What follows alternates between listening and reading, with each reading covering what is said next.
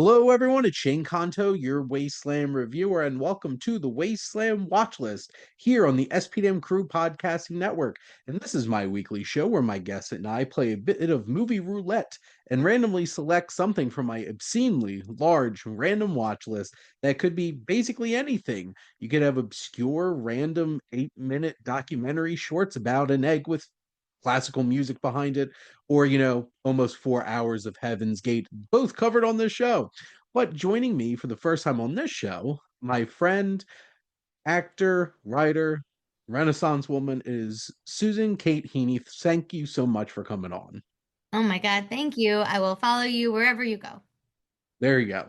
And that's appreciated. And this was our first time playing some movie roulette here, and we landed on Slightly French. And this is from 1949. This was released actually February 2nd, 1949.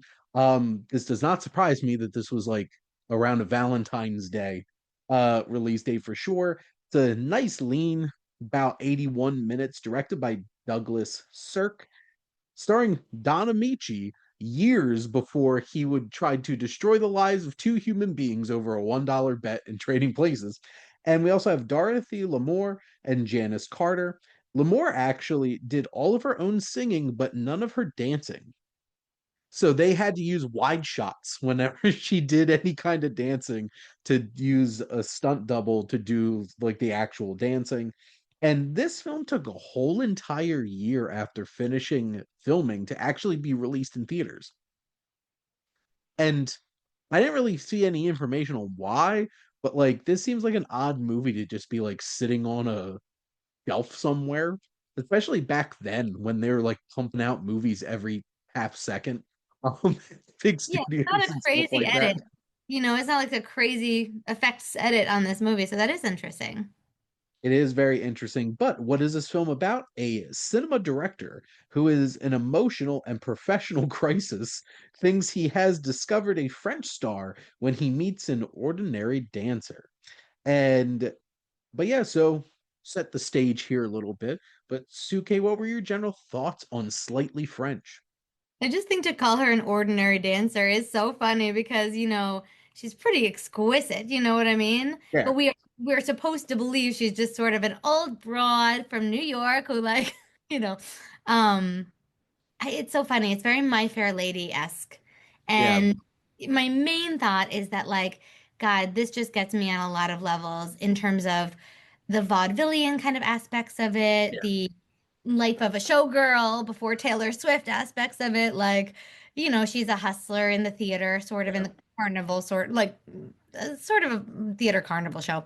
Um, and then she gets taken to the motion pictures. And Mhm. it's just sort of everything I love about like that, rags to riches Hollywood story, to be honest. Absolutely. And you know, at the very beginning of this film, obviously it feels a little it dates itself a little bit. When we when we show up to this carnival and see the many faces of Mary O'Leary, who is this performer. Um, I'm just like, well, it was the 40s. I put a So big note up about that. It was like this would not work now, and she's playing, women from different countries, and none of yes. which are her heritage. And there's definitely some jokes in there that are like, I mean, that's really the only section with very cringy jokes. Other than that, Yeah. that the humor was great. But yeah. Yeah.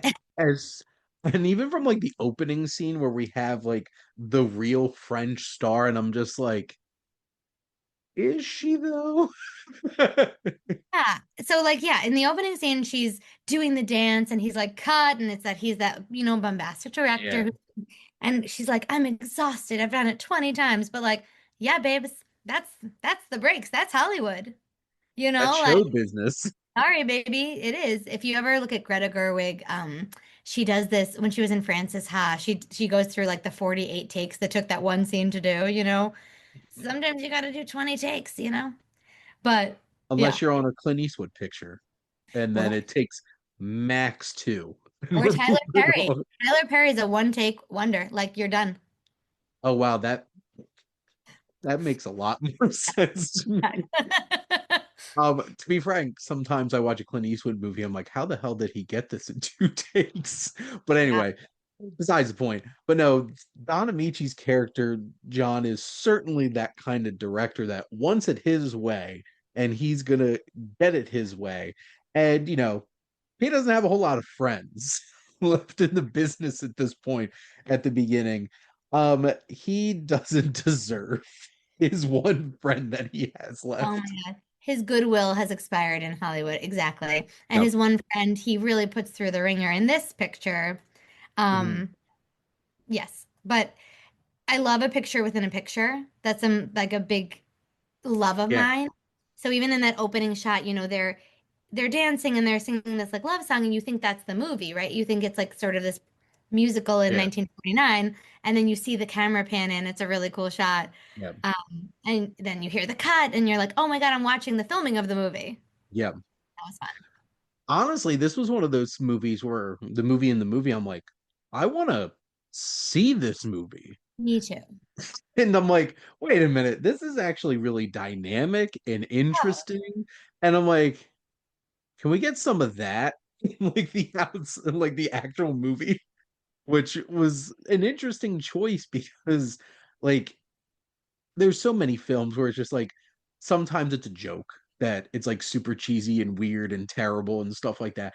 Or like sometimes you come across a movie like this where you're watching and I'm like, wow, that looks like a legit movie that you're making that you could just make it to a legit movie, I guess. Now they would. They for sure would do the spin-off, and it was like this was what you were watching. I've always wanted to do like a Waiting for Guffman live show of Mhm. the show that they were rehearsing and just like add some numbers and add some dialogue and just do the whole thing, right? Um, and my old improv teacher, he writes for SNL now. He's amazing. Jimmy Fowley. He did like Emma Stone's one-woman show from oh my God, LA.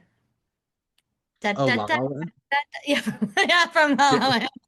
And so he did her one woman show as a complete, yes, with the lamp and everything. And so I agree with you. Like, I want to know what this show is about, which I didn't really, but that's okay.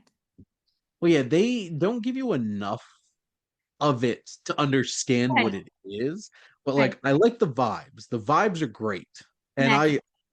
the vibes have me sold. I'll buy a ticket based off of those vibes.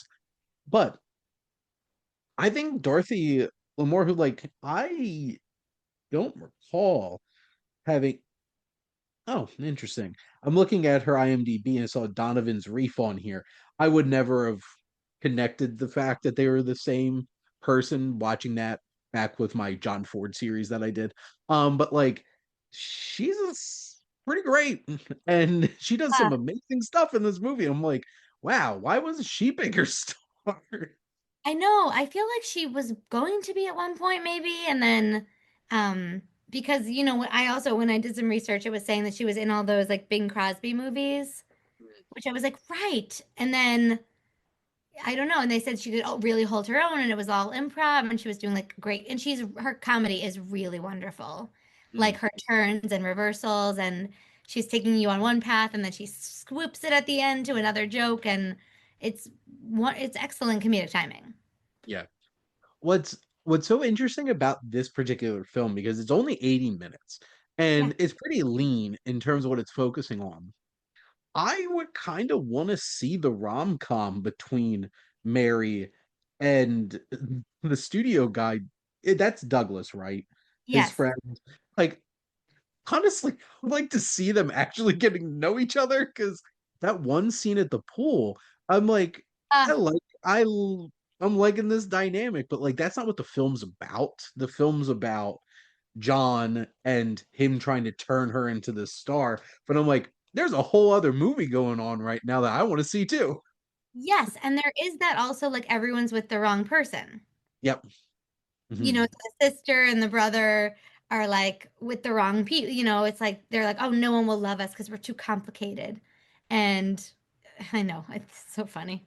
Um, but yeah, she's just with the wrong guy, or is he the right guy? We don't know. But she winds up with John. John, right? Yes, John. Yeah, and I didn't want her to.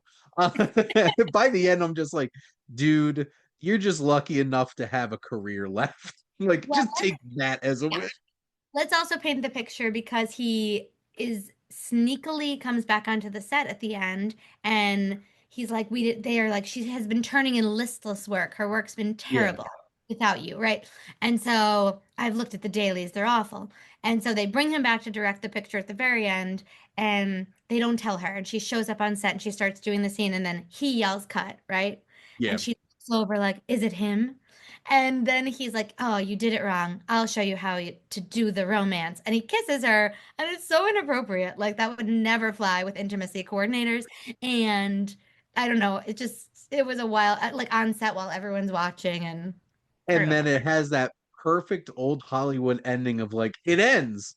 Boom. Done. The It's just end. like, and It I'm just like, what? I know. I know.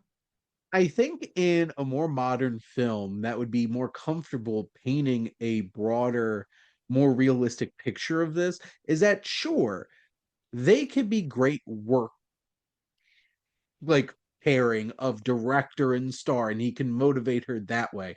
But they don't have to be together because Douglas is better for her anyway. He didn't treat her well, like Oh, so I his know. fault. Poor Douglas. The nice guy didn't win. No, the nice guy did not win. And it's one of those films where I'm just like, how much of a redemptive arc did John have in this movie? I'm like, Right. Well, yes, because something he says earlier, I had written it down. It was like, oh, his sister's asking about Hollywood. She says, "Isn't it time to give up Hollywood?" And, oh, by the way, everyone's talking in that snappy kind of yep, transatlantic-y accent, and it's just fabulous. And he says, "It's all I ever wanted. It's my food and drink." And it's like, yeah, that's how you treat it. Like, and I get it as a showgirl, I'm an actress. But you know what I mean? Like, I get that it has to be that deep for you, but you can yeah. also treat people kindly. That's important too. You not everybody has to act like Stanley Kubrick on a set. Stanley Totally. Kubrick didn't need to act like Stanley Kubrick on a set. Totally. He could just get away with it because he was one of the greatest directors of all time. Right. Not saying that John Gale isn't, but I don't know. I've never seen one of his pictures. But it's like one of those things where I love the dynamic between John and Louisa. Janice Carter's great as his sister.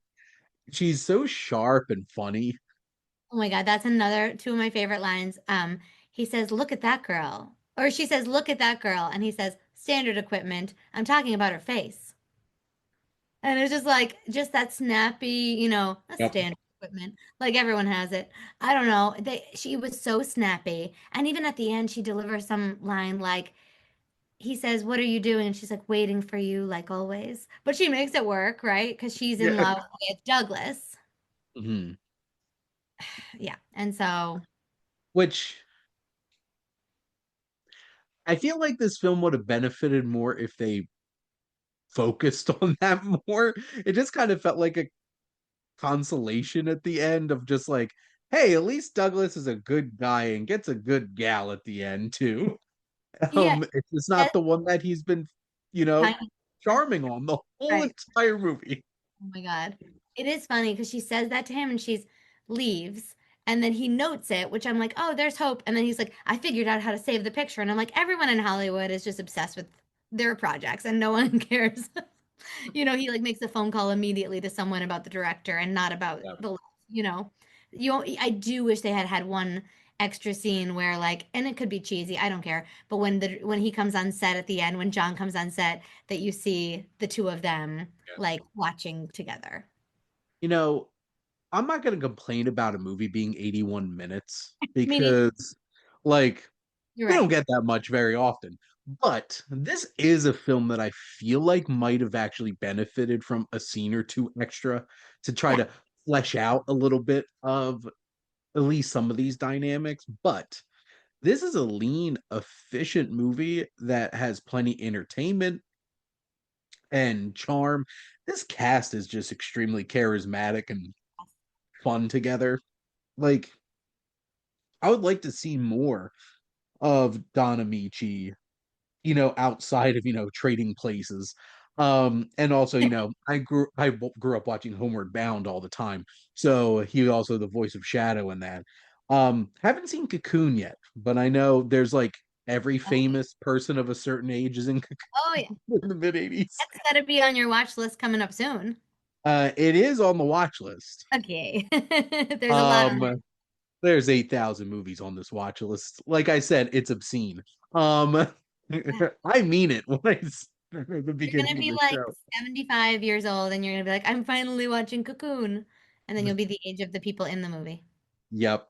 There I am, like, that's me, Wilford Brimley, right over there. Oh, But like, it's so funny because who's the other actor from Trading Places?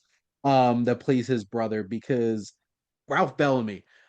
Because I had never seen Don Amici in a film this age before, but in the past couple years, I started seeing Ralph Bellamy in things like His Girl Friday and stuff like that, and really enjoyed him in that. I'm like, now I can see why like that was probably a big deal that John Landis got the two of them to be in Trading Places. yeah. I know. I wonder if he had like if he was gonna go in this more comedic route with his career and then, like it's so funny how people's careers splinter in different directions, right? But it seems Mhm. like he had a lot of success a bit later than this. Yep. Well, and like looking at his, IMDb four, the four films that they choose for you to put Right. there as your like Right. biggest films. It's Cocoon, Trading Places, and Homeward Bound are Yeah. three out of the four of Right. them. Right. So much later. Yeah, and then it looks like he was in the original Heaven Can Wait, Oh, from the 40s. So like this film wasn't even on there, but I'm trying to think. I know the name Douglas Sirk, but I don't think I can like rattle off a bunch of names of his films and stuff like that. But I like this quite a bit. I thought it was a charming, good time. yeah. I think that the costumes are wonderful. The Yep. sets are wonderful. Mhm. The yes, it's funny because you keep saying trading places, but the sort of real trading places of like, there's all these moments where they almost get busted in the Yeah. wrong. So, the conceit is that like he makes her become a French starlet. And so she Yeah. has to take French lessons and manners and not talk in her normal voice. Um, and then yeah, she got spotted at the pool by accident talking to the producer guy, Douglas, um and so she's hiding under a table. There's a lot of hiding. There's a lot of like shoving her in closets and things, right? That's such a little thing, but she sold that so perfectly. How she acted out that scene of like I know. scurrying under the table and everything. And I love the scene when they're watching the dailies and she just reacts like herself, and then he has to keep correcting her. And her flipping on and off that switch is like that takes talent to be able to shift between that kind of stuff on the fly like that. Totally. I thought her French accent and French persona were flawless. And I was really funny to watch her switch and get confused of what she was supposed to be at different times. But Mhm. I'll be honest, I loved her as Mary O'Leary, Yeah. like her I thought real she was self, really right?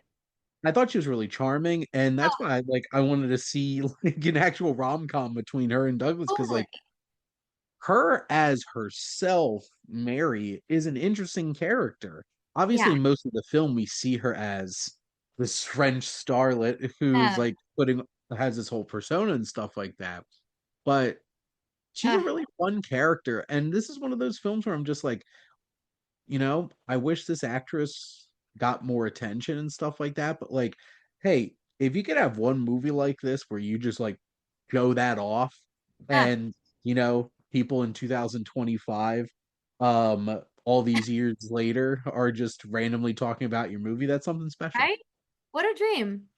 Like some of her, I just wrote down some of my Yeah. favorite lines of hers, and it was, oh, my mother was Irish, my father was a plumber. That's perfect. It just says so much, right? Like, um, I want to just start talking like this. Okay. So she says, like, he's following her. She's like, brother, you stick like glue. And he says, you're on the level. She says, you're not just buttering me. Like, it's just so funny. Like, I just miss, I'm sure you'd be as happy here as you would be in any asylum. Like, it's great. Are you saying you're missing that like 30s, 40s, 50s just style of banter that definitely doesn't exist in rom-coms today? Yes, I miss it so much. And yeah, it's like now we've gotten like witty, but we're not like playful. Mhm.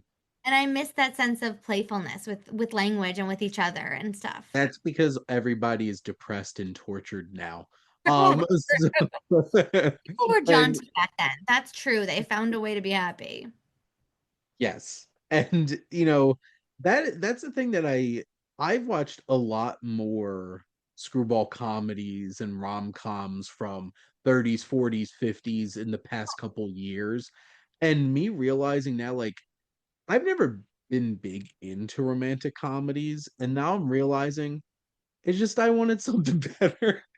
And Yeah, like watching this kind of stuff, I'm just like, wow, like I would take this over like 90% of romantic movies that come out today. same. Um, so even something like this it's not like Slightly French is a household name of romantic comedies, but like it should be, it would be today.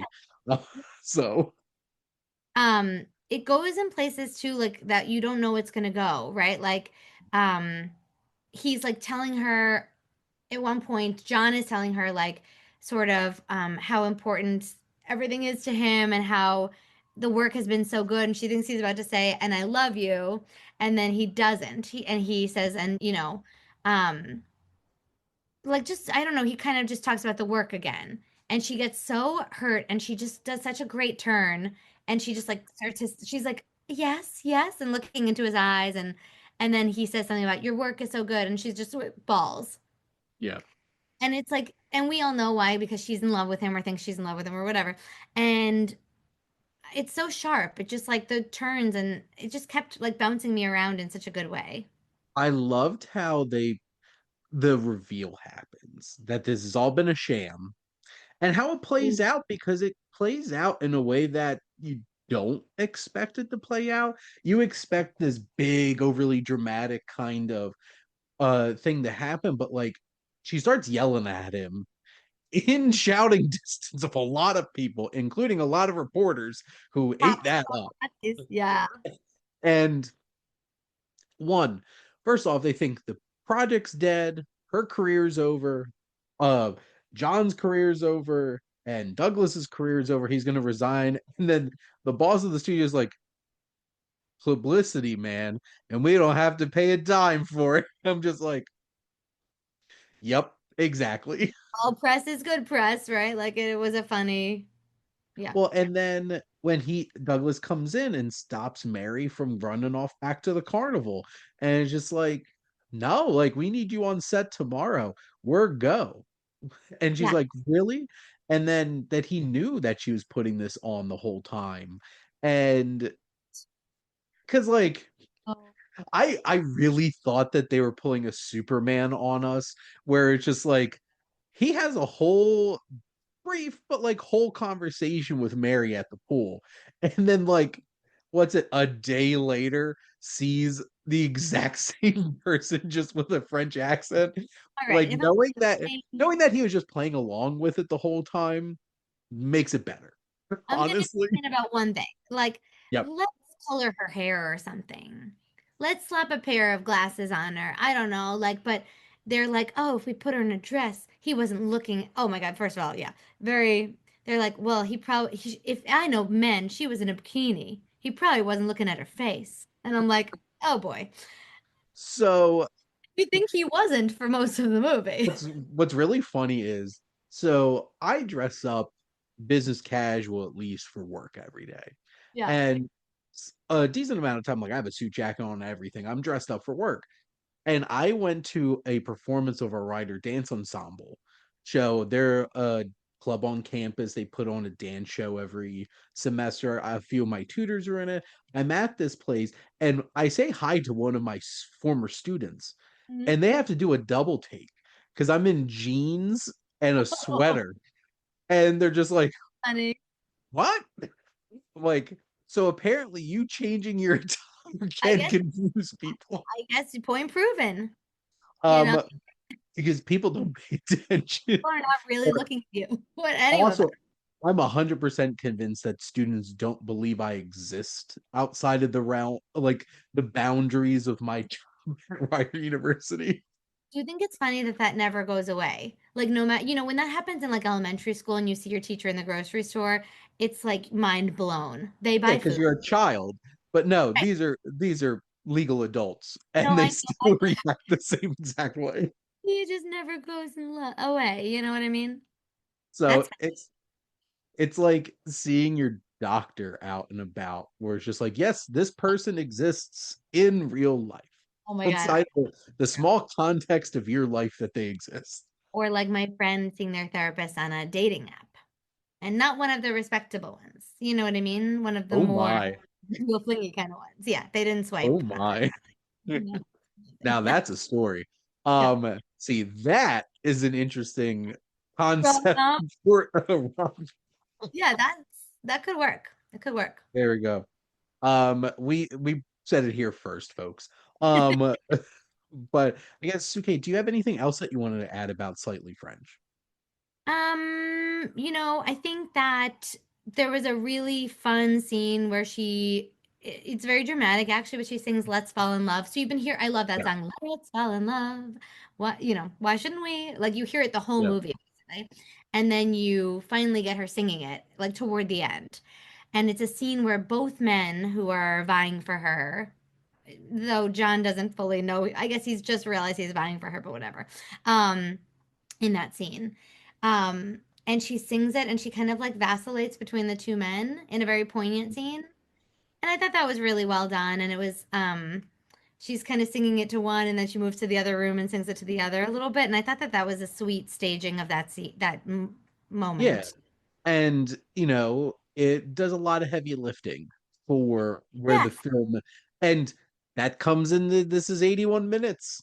There's some efficiency in how this movie's all put together. Oh, which man should I go with? And we've just told it while we sing a song at the same time. Boom, Perfect. there you go. And Yeah. that is one thing that I do want to acknowledge too, that I do enjoy the musical and dancing elements of this film, because this is all about Yeah. putting on a show. Yes. And there's a lot of putting on a show in this, and I appreciate that for sure. Let me say, there's a beautiful dance number where you can see kind of in the ground, it looks wet. Like there's a reflection, like a Uh, wet Paris street, and you see the dancers reflected, and it's just gorgeously shot. And then she's wearing this black sequin dress that's off the shoulder, has long sleeves, belted waist, buttons down the front. I've never seen anything like it. I have screenshotted it multiple times, so I'm like, one day when I'm at the Oscars, it's what I want to wear. there you Because go. that dress tells a whole story. Pockets. I It has I pockets. actually pockets. I have this conversation with my wife all the time. Sure I you do. always have plenty They're of pockets. important. Women's clothes should have pockets, Seems simple, simple right? enough. You know, It's we like don't they need could to hold come things. What could we possibly need to hold? Uh, nothing apparently. Um, apparently. But one thing I did want to bring up before we wrap up the conversation, I know I watched this on a YouTube channel that colorizes old films. I did Did as you well. watch you watch the same one? Yeah. So I would be interested to see how this is in black and white, especially the movie within a movie, because that was really cool how they colorized that. I'm like, this looks gorgeous. Yes, it was. It was so saturated and beautiful. Mhm. I would also be curious to see it in black and white. I think it's on Roku right now in black and white. Okay. So I did put this on my also obscenely long wish list. Google sheet that I have of movies that I want to buy for my collection. oh, Which I'll never eventually buy all of them, but I could. and try. We have goals. We have goals. Um, but I guess any final thoughts, Yeah, Suke, there's on like Completely French? two other lines that I really loved. One is okay, three. Stop looking at me as if I'd set fire to my grandmother. I just want to talk to you. I loved it. Goodbye, John. It's been weird knowing you. Great. Yep. And sharp as a pillow, aren't you? Just very feisty, very sassy. And I would just say to everyone who's listening, please do some sass this week. Do some Yep. witty banter with someone. Playful banter.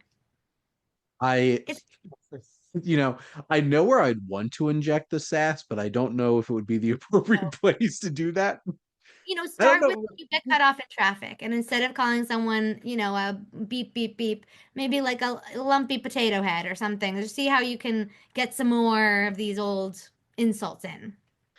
I want to know where the origin of "It's been weird knowing you" Ah, comes from. Like, because that's been around for a long time. And I'm like, 1949, this has been floating around. I'm like, was weird this the knowing it. origin? Or did Yeah, they get this from somewhere else? I think Because that's supposed to be the origin. I love she says, "I'm sorry I was such a blister." That's a good word. Let's bring back calling people blisters. Not jerks anymore, not idiots, just blisters. Let's do it. stop throwing curse words around at each other. Creative. Be That's more that's creative with your insults and your banter with people. yeah. So we could all wish that we could be as sassy as Mary O'Leary. So there we go. But Suke, thank you so much for coming on and chatting about this movie with me. It was so much fun. Everybody be just a little bit slightly French this week. There we go. And thank all of you for listening. What's your favorite 30s, 40s romantic comedy to go back and check out? And make sure to like, comment, and share on this episode, as well as follow or subscribe wherever you listen to your podcast. The SPDM Crew Podcasting Network is ever expanding. We have so many shows with all different types of interests. We have a little bit of anything for everybody, especially if you love movies. There's a lot of those. And if you want to join the crew, whether you want to be a guest on one of these shows like this one, talking doing some movie roulette with Shane, or if you have an idea for your own podcast and you want to get place to get started, reach out to us on our website. And if you like our logo, check out HiFlyer Creative for all your digital marketing needs. But most importantly, thank you as always for tuning in and supporting the Wasteland Watchlist here on the SPDM Crew Podcasting Network.